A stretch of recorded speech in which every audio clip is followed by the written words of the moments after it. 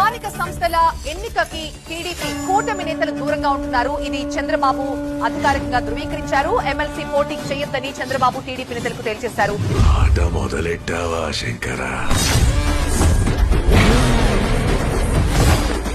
ఇప్పటిదాకా వాడి 2 కళ్ళు చూశారు, 3వ కళ్ళు చూశారు. ఆతాంతమే. మంచివాడి కోపం ఒక వినాశనానికి ఆరంభమని.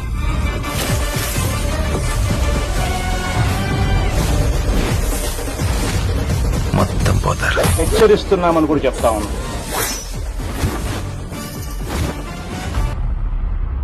నాకు తండ్రి లాంటి వాడు అని అన్న అంటా ఉంటాను.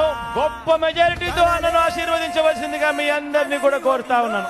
మొదటి అడుగు ఇప్పుడే పడింది.